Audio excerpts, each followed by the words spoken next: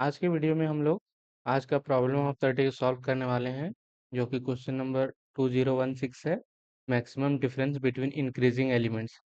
इसमें क्वेश्चन में क्या बोला जा रहा है? Given a zero indexed integer array nums of size n।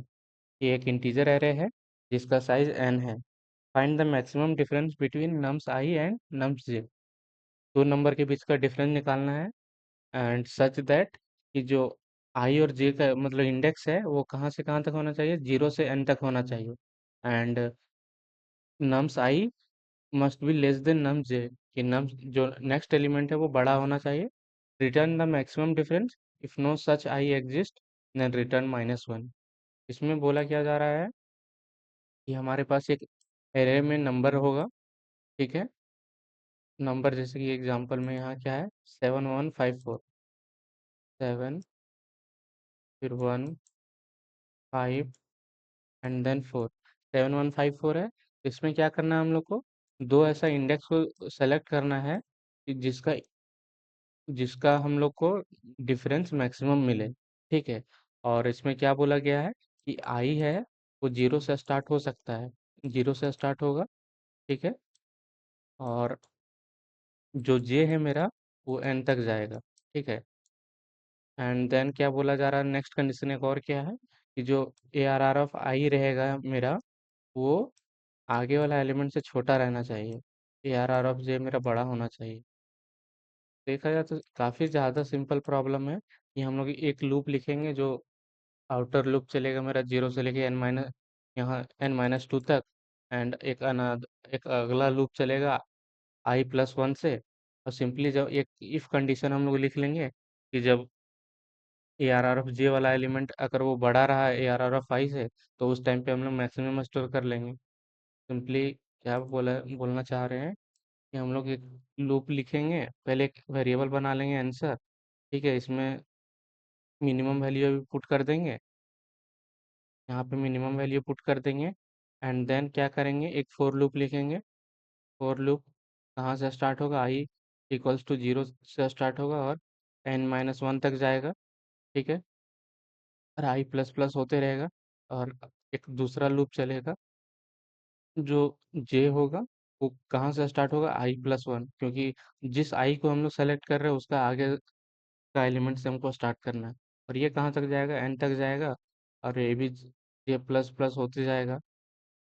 And then फिर क्या करना है, इसके अंदर में एक इफ कंडीशन लिखेंगे कि अगर यहाँ पे क्या हुआ, ये दोनों लूप से आगे एक बार आई को 0 से स्टार्ट किया और जे को i+1 से, तो यहाँ से क्या हुआ, जो पहला कंडीशन था इंडेक्स वाला कि इंडेक्स मेरा सेम नहीं होना चाहिए और जे वाला इंडेक्स मेरा, तो वो चीज़ मेरा तो फुलफिल हो गया।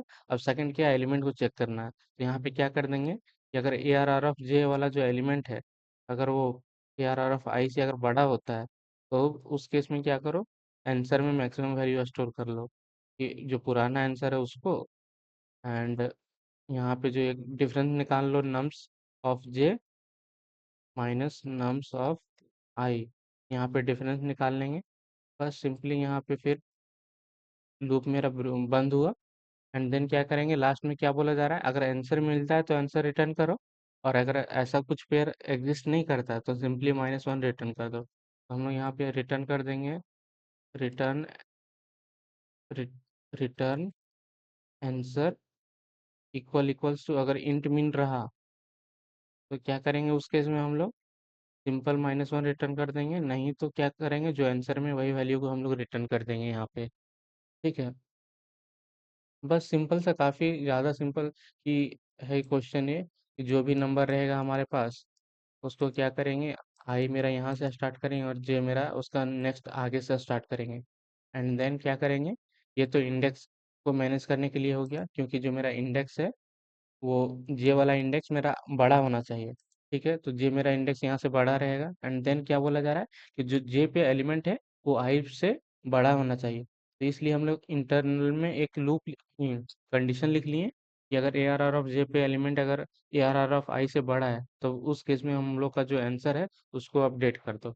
और लास्ट में रिटर्न करने से पहले चेक कर लो, अगर आंसर में जैसे अभी स्टार्टिंग में हम क्या इंट मिनिमम वैल्यू मान के रखे हैं, अगर वही रह जाता है मतलब कि मेरा कोई भी ऐसा वैलिड आई और जे नहीं मिला है, तो उस केस में -1 रिटर्न करेंगे। और अगर प्रॉपर आंसर मिल गया, तो हम लोग को वैलिड आंसर अगर मिल जाता आई से, तो आंसर मेरा अपडेट हो गया होगा, तो उस केस में आंसर को रिटर्न कर देंगे। बस अब इसको कोड कर लेते हैं और देखते हैं हम लोग। इंट यहाँ से पहले साइज निकाल लेते हैं हम लोग, nums dot size. And and then उसके बाद क्या करेंगे हम लोग, उसके बाद हम लोग एक वेरिएबल बनाएंगे इंट आंसर, जिसमें हम लोग मिनिमम वैल्यू स्टोर करेंगे, मिनिमम वैल्यू। और उसके बाद फॉर लूप लिखेंगे, फॉर इंट आई, ये इक्वल्स टू 0 से स्टार्ट होगा और कहाँ तक जाएगा, n-1 तक। और आई प्लस प्लस, और उसके बाद एक अनदर लूप लिखेंगे हम लोग, जो जे होगा, वो कहाँ से स्टार्ट होगा, मेरा i+1 से स्टार्ट होगा। एंड देन जे है कहाँ तक जाएगा, n तक जाएगा और जे प्लस प्लस होगा।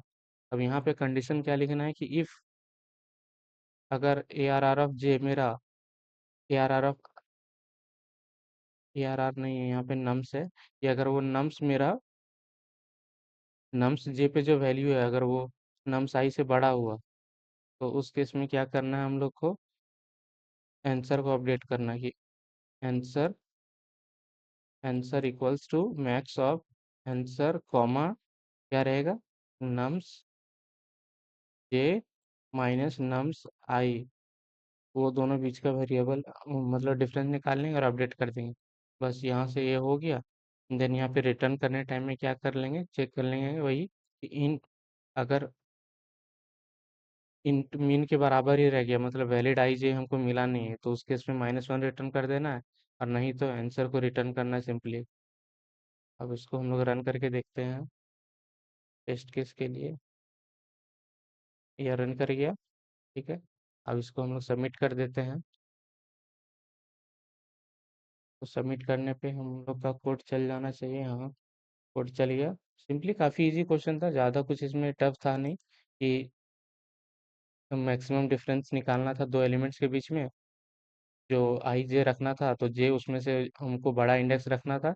इसलिए हम लोग जहाँ पर भी आई स्टार्ट कर रहे थे, जस्ट उसके आगे से हम लोग जे को ले रहे थे।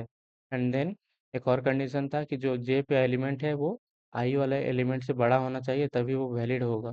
तो वहाँ पे जब वैलिड होगा, उस टाइम पे हम लोग आंसर को अपडेट कर रहे थे, लास्ट में बस आंसर को हम लोग रिटर्न कर दिए। तो बस काफ़ी इजी क्वेश्चन था। आई होप आप लोगों ने भी सॉल्व कर लिया होगा, तो कहीं कुछ छूट रहा होगा तो बस हिंट लेके सॉल्व कर लीजिए। मिलते हैं नेक्स्ट वीडियो में।